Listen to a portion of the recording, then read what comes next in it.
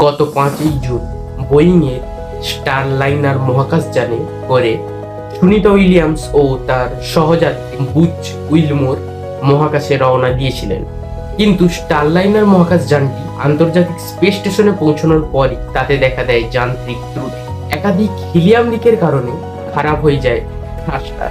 মহাকাশযানের in flight শক্তির জন্য অত্যন্ত গুরুত্বপূর্ণ পরিষেবা মডিউলে সমস্যা দেখা যায়, যার মধ্যে হিলিয়াম লিক অন্যতম।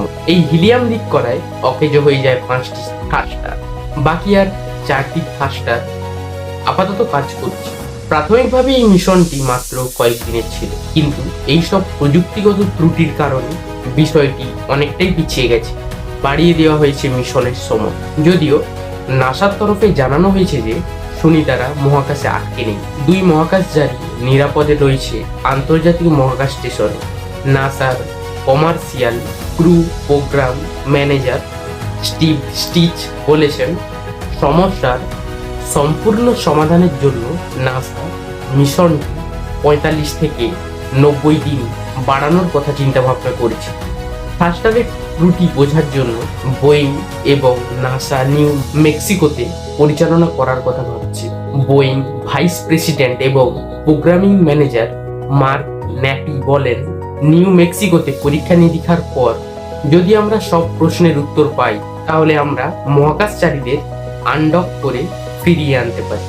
আমরা যদি কক্ষপথে স্টারলাইনারে আরেকটি ডক হট ফায়ার পরীক্ষা চালাই, তাহলে যান্ত্রিক ত্রুটি নিয়ে 100% প্রশ্নের উত্তরই পেয়ে যাব।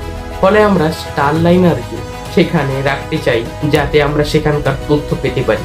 ঠিক আছেন সুনিতা উইলিয়ামস এবং তার সহচরী বুচ উইলমোর।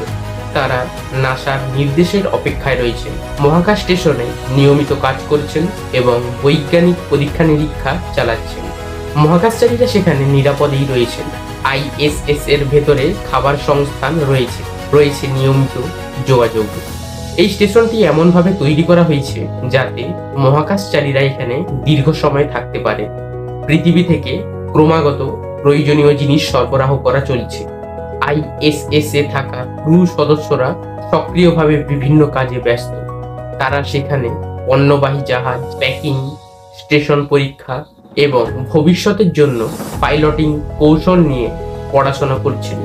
নাসার ফ্লাইট ইঞ্জিনিয়ার ম্যাথিউ, ডমিনিক এবং অন্যান্য ক্রু সদস্যরা রাস লোড করতে এবং চোখের ওপর মাইক্রোগ্র্যাভিটির প্রভাবে কি হয় তা নিয়ে পরীক্ষা চালাচ্ছে।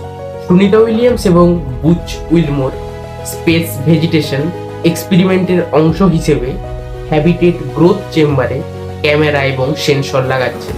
এর আগে 2 মহাকাশচারীরই পৃথিবীতে ফিরে আসার 2টি তারিখ ঠিক হলেও পরে তা পিছিয়ে যায়। নাসার তরফে জানানো হয়েছে মহাকাশচারীরা আটকে পড়েনি। স্টারলাইনার এখনো জরুরি পরিস্থিতিতে স্টেশন থেকে উড়ে যেতে পারে বলে জানিয়েছেন নাসা।